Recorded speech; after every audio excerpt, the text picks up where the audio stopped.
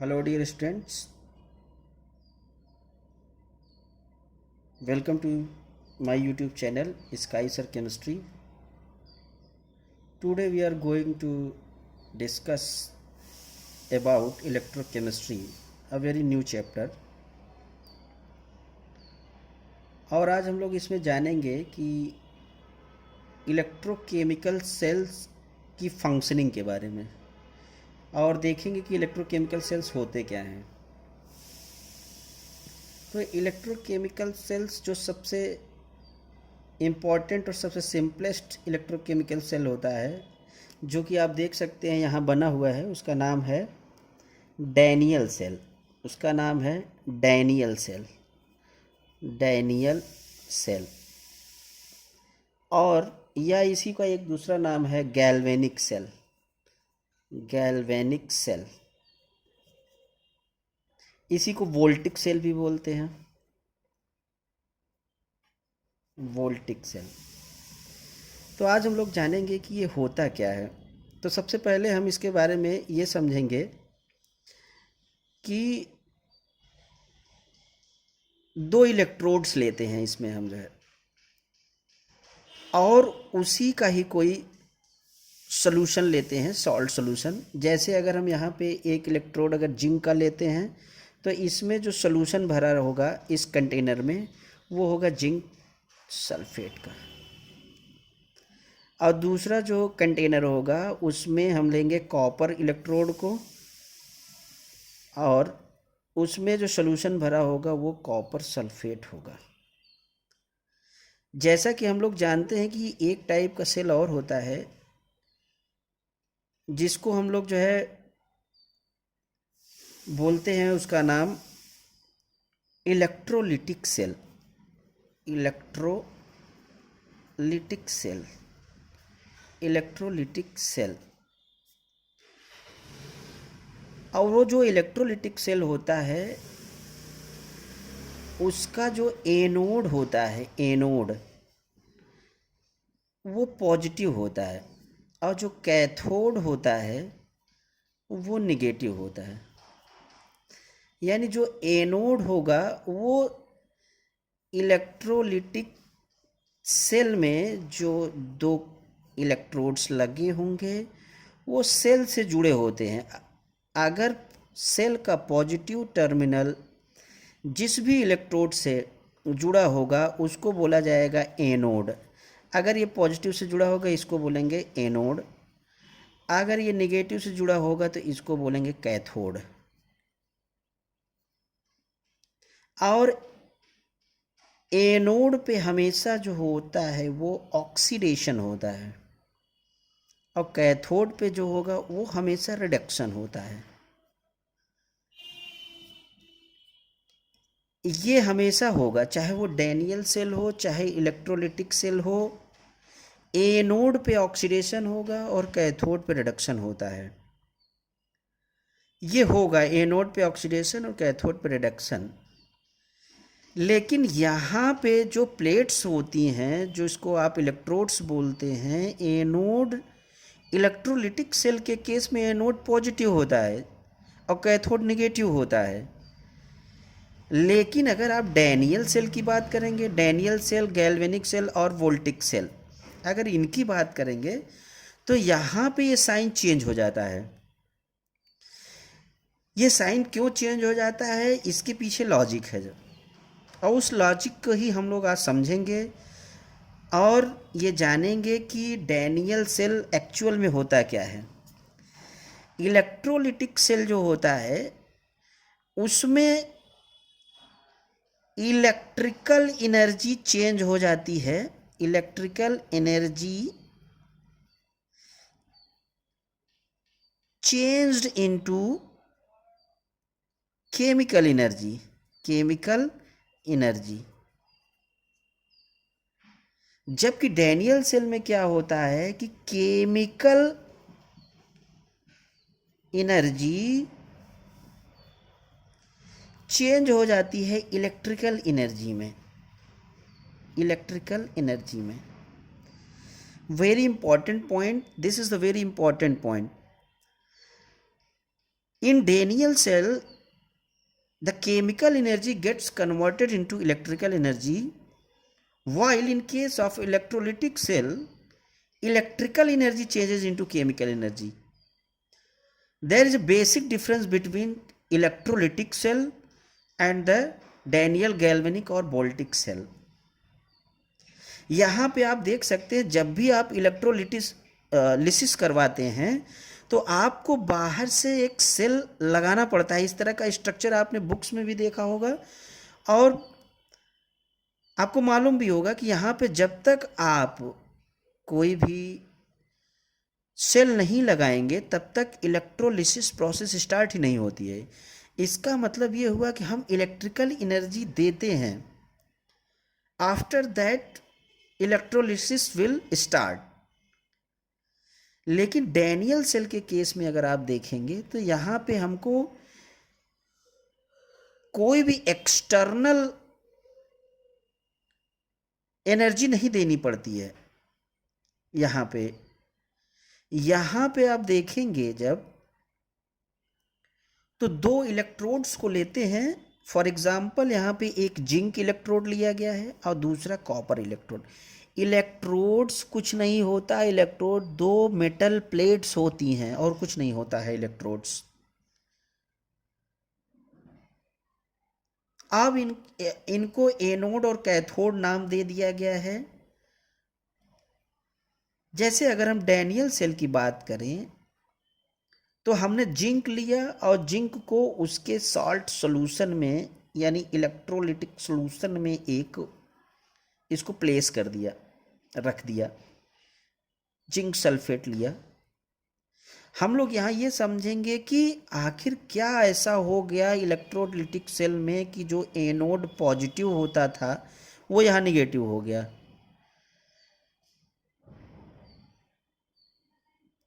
और यहाँ भी एनोड पे होगा ऑक्सीडेशन ही. एनोड पे ऑक्सीडेशन ही होगा और कैथोड पे यहाँ पे रिडक्शन ही होता है. लेकिन साइन चेंज हो गया. ऐसा क्यों हो गया इसको समझते हैं.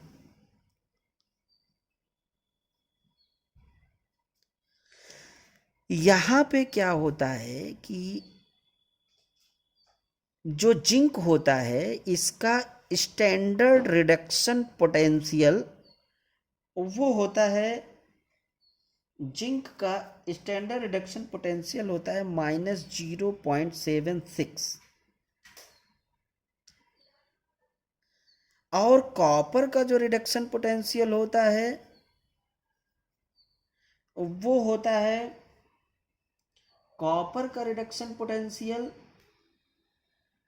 होता है +0.34.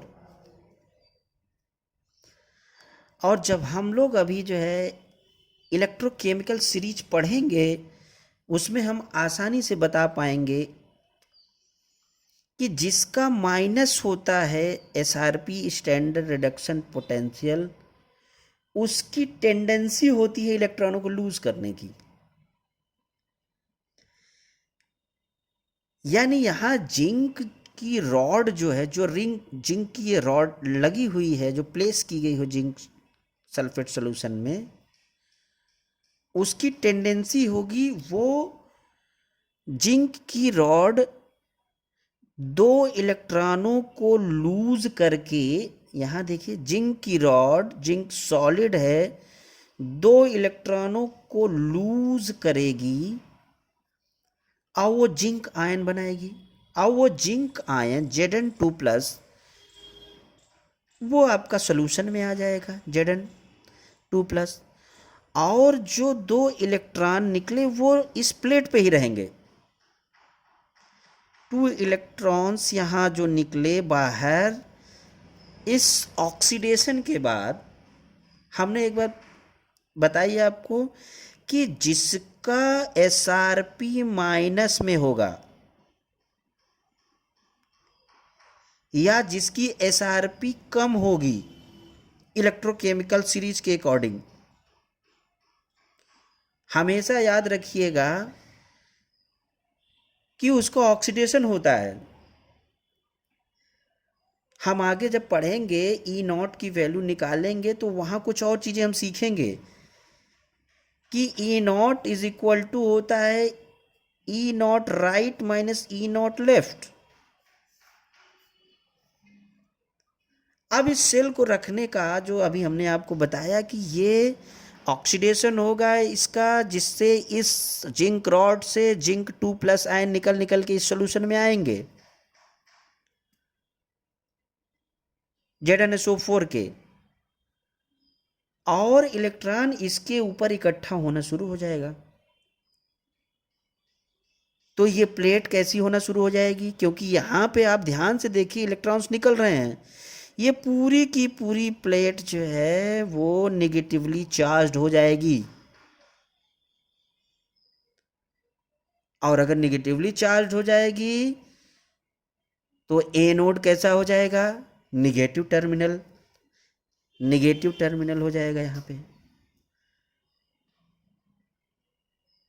अब आप देखेंगे कि जो यहाँ से ये निकले इलेक्ट्रॉन्स Zn2+ बना और यहाँ पे 2 इलेक्ट्रॉन्स के फॉर्म में इस रॉड के ऊपर आ गया चार्ज माइनस का। अब ये चार्ज इलेक्ट्रॉन्स मूव करेगा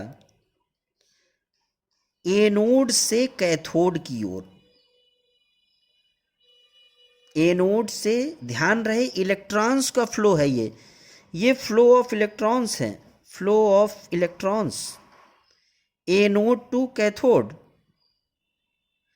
अब ये इलेक्ट्रॉन्स इस प्लेट पे आकर इकट्ठे होना शुरू हो जाएंगे।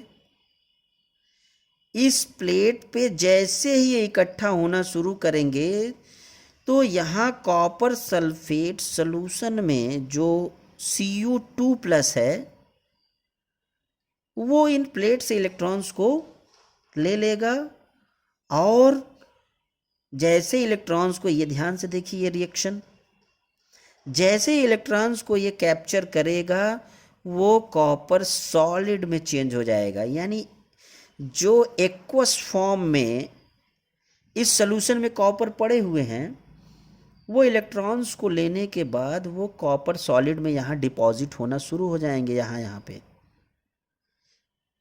और ये प्रोसेस कंटिन्यू चलता रहेगा। और ये प्रोसेस कब तक चलेगा, जब तक कि यहाँ से जिंक Zn2+ में यानी जिंक का ऑक्सीडेशन होता रहेगा। अब हमने आपको बताया कि कैथोड पे क्या होता है, रिडक्शन। और रिडक्शन आप जानते हैं कि गेन ऑफ इलेक्ट्रॉन्स क्या होता है, रिडक्शन, एंड लूज और loss of electrons is called as oxidation. ये आपको मालूम होना चाहिए। तो इसलिए ये प्लेट जब Cu2+ इसके ऊपर जाके इलेक्ट्रॉन्स लेके डिपॉजिट होना शुरू हो जाएगा तो इसका मतलब इस पे क्या हो रहा है, रिडक्शन हो रहा है। यानी यहाँ जो एनोड के ऊपर माइनस चार्ज आया है वो आया है ऑक्सीडेशन की वजह से, क्योंकि इस रॉड से, अब ये ऑक्सीडेशन ही क्यों हो रहा है इस पे, ये हमने आपको बता दिया। इलेक्ट्रोकेमिकल सीरीज में जिस भी मेटल की वैल्यू माइनस में होगी उसका ऑक्सीडेशन होगा, और जिसका प्लस में होगा उसका रिडक्शन होगा। तो जिंक का ऑक्सीडेशन होगा। अब आप सोच रहे होंगे कि यहाँ अगर दोनों अगर माइनस में होता तो क्या होता, यानी SrP की वैल्यू अगर दोनों, यानी दोनों इलेक्ट्रोड की SrP की वैल्यू निगेटिव होता तो हमको कैसे पता चलेगा कि किसका ऑक्सीडेशन होगा किसका रिडक्शन। ये चीज़ हम अगली क्लास में आपको बताएंगे कि उसमें ऐसा क्यों होता है। यहाँ पे मेरा एम यही है कि आपको ये बताना कि एनोड पे माइनस चार्ज या माइनस क्यों आ गया। अब आप ध्यान से देखिए कि ये जो एक्सटर्नल सर्किट है वो कंप्लीट है। एनोड से इलेक्ट्रॉन्स का फ्लो हो रहा है और कैथोड पे वो आ रहे हैं। लेकिन आपको ये मालूम होना चाहिए कि यहाँ पे ये जो लगा हुआ है जिसको हमने ग्रीन कलर से दिखाया हुआ है इसको बोला जाता है सॉल्ट ब्रिज। तो ये जो सॉल्ट ब्रिज क्यों लगाया जाता है डैनियल सेल में और गैल्वेनिक सेल और वोल्टिक सेल में? आप सॉल्ट ब्रिज इसलिए लगाया जाता है कि इलेक्ट्रिकल न्यूट्रलिटी दोनों सॉल्यूशन में मेंटेन रहे। वो कैसे होगा इलेक्ट्रिकल न्यूट्रलिटी? अब यहाँ आप ध्यान से देखिए, यहाँ जेडन निकल निकल के बाहर आ रहा है। कहाँ से? प्लेट से। तो यहाँ अगर Zn2+ का इकट्ठा अगर होना शुरू हो जाएगा तो ये Zn2+ इस इलेक्ट्रॉन्स को जाने नहीं देगा, क्योंकि दोनों अपोजिट चार्ज है, वो इलेक्ट्रॉन्स को मूव नहीं करने देगा। तो जैसे ही Zn2+ की वैल्यू या क्वांटिटी ज़्यादा होती है वैसे ही हमारे सॉल्ट ब्रिज से Cl निकल के बाहर आता है इस सोल्यूशन में, और इस Zn2+ और Cl मिल के ZnCl2 बना देता है। इलेक्ट्रिकल न्यूट्रलिटी मेंटेन हो जाती है। इन द सेम वे यहां कॉपर सल्फेट डिपॉजिट हो रहा है, कॉपर सल्फेट बार बार डिपॉजिट हो रहा है, तो इसका मतलब इसमें सल्फेट आयंस जो है बढ़ रहे होंगे इसमें। तो इस सल्फेट आयन को न्यूट्रल करने के लिए पोटेशियम आ जाता है, तो पोटेशियम सल्फेट बना लेता है। तो इस प्रकार से आप देख सकते हैं कि यहाँ पे सॉल्ट ब्रिज बहुत इंपॉर्टेंट रोल प्ले कर रहा है। वो पूरे सॉल्यूशन में इलेक्ट्रिकल न्यूट्रलिटी को मेंटेन किया हुआ है। अगर ऐसा नहीं हो पाएगा, इलेक्ट्रिकल न्यूट्रलिटी अगर नहीं मेंटेन होगी तो जो आयंस है वो मूव नहीं कर पाएंगे। यहाँ जैसे अगर नहीं हो पाएगा तो इलेक्ट्रॉन्स नहीं जा पाएगा, इलेक्ट्रॉन्स का फ्लो नहीं हो पाएगा यहाँ पे। इसी प्रकार से यहाँ होगा। इन द सेम वे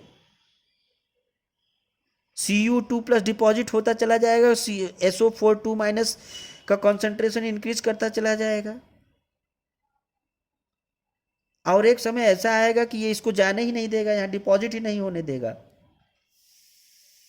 तो इसको न्यूट्रल करने के लिए यहाँ सॉल्ट ब्रिज में जो पेस्ट भरा होता है वो पेस्ट KCl भी हो सकता है, सॉल्ट ब्रिज में KCl हो सकता है, KNO3 हो सकता है, NH4Cl हो सकता है, और इन सब को एक पेस्ट बना के अगार अगार और जिलेटिन में भर दिया जाता है और इसको इसमें लगा दिया जाता है। इस तरह से इसमें भर दिया जाता है। तो अब आपको ये बात समझ में आ गई होगी कि सॉल्ट ब्रिज की ज़रूरत क्यों पड़ती है। और एक ट्रिक मैं आपको बता रहा हूँ, वो ध्यान रखिएगा। ये जब सेल रिप्रेजेंटेशन होगा उस समय भी काम आएगा, अभी भी काम आएगा। मैं उसको लिख रहा हूँ यहाँ पे ALCR। इसको मैं हमेशा अल्सर पढ़ता हूँ, अल्सर। इसका मतलब ये होगा कि एनोड हमेशा लेफ्ट साइड में होगा, यहाँ पे लेफ्ट साइड में इस कंटेनर में, और कैथोड हमेशा कहाँ पे होगा? राइट साइड में। और एनोड पे हमेशा ऑक्सीडेशन होगा और कैथोड पे हमेशा रिडक्शन होगा। यहाँ CR लिखा हुआ है, R से आप लगा सकते हैं कि कैथोड पे रिडक्शन होगा और कैथोड राइट साइड में होगा। आप देखिए कैथोड हमने इसको राइट साइड में दिखाया हुआ है, ये कैथोड है, राइट साइड में दिखाया हुआ है। अब हमने 2 रिएक्शंस लिखी हुई हैं यहाँ पे कि ऑक्सीडेशन रिएक्शन क्या होगा और रिडक्शन रिएक्शन क्या होगा।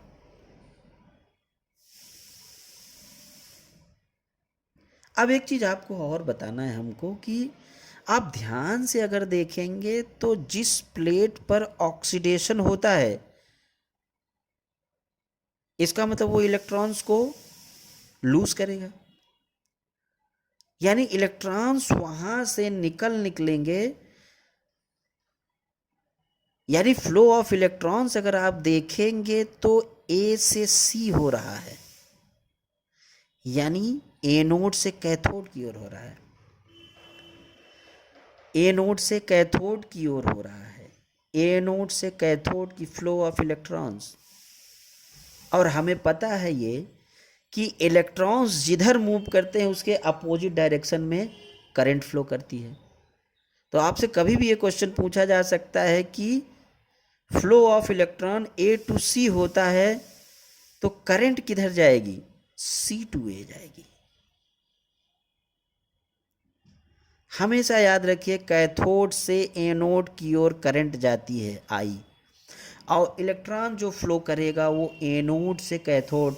याद करने का तरीका यही है कि ऑक्सीडेशन अगर होगा तो इलेक्ट्रॉन लूज करेगा, और इलेक्ट्रॉन लूज कहाँ पे होगा, जहाँ पे ऑक्सीडेशन होगा, जिस प्लेट पे।